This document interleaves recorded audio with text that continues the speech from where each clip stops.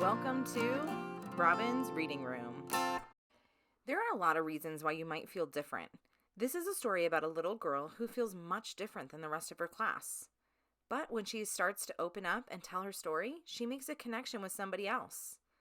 I hope you enjoy. Don't forget to like and subscribe so you never miss a story. The Day You Begin. Written by Jacqueline Woodson. Illustrated by Rafael López. There will be times when you walk into a room and no one there is quite like you. Maybe it will be your skin, your clothes, or the curl of your hair. There will be times when no one understands the way words curl from your mouth, the beautiful language of the country you left behind.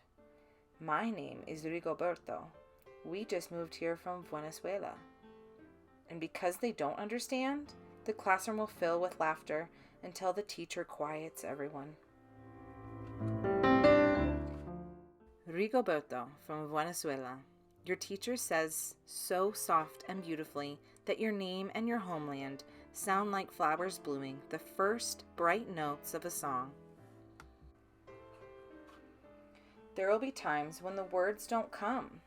Your voice, once huge, now smaller, when the teacher asks, "What did you do last summer?"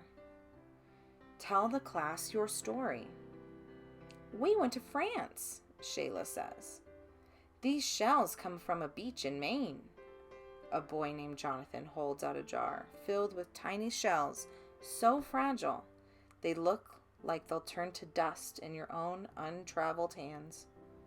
"My whole family went to India, Spain, South Carolina." Each souvenir a small triumph of a journey. Their travels go on and on. As you stand in front of that room, you can only remember how the heat waved as it lifted off the curb, and your days spent at home caring for your little sister, who made you laugh out loud and hugged you hard at nap time. You can only remember the books you kept on reading long after she had fallen to sleep. And in that room, where no one else is quite like you, you look down at your own empty hands and wonder, what good is this when other students were flying and sailing and going somewhere?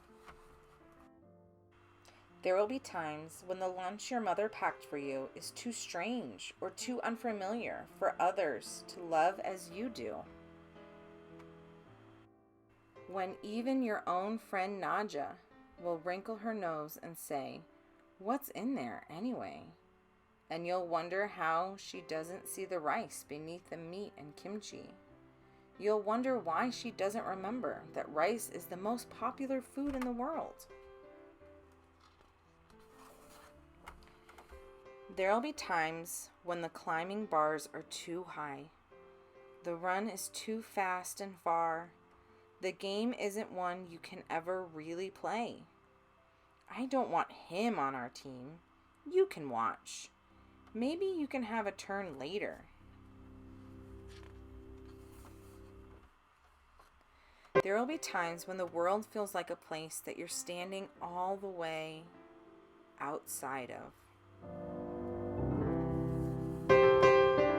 And all that stands beside you is your own brave self, steady as steel and ready even though you don't yet know what you're ready for.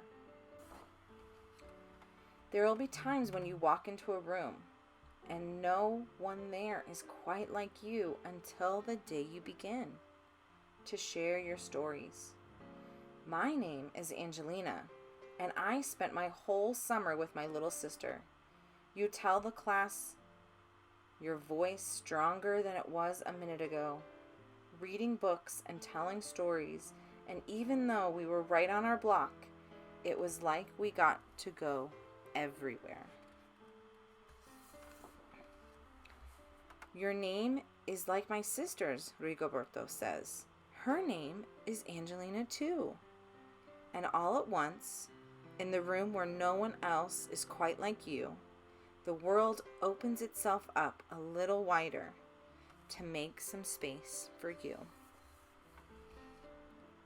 This is the day you begin to find the places inside your laughter and your lunches, your books, your travel, and your stories, where every new friend has something a little like you and something else so fabulously not quite like you at all. Thank you so much for listening. I hope you enjoyed. Please don't forget to like and subscribe so you never miss a story.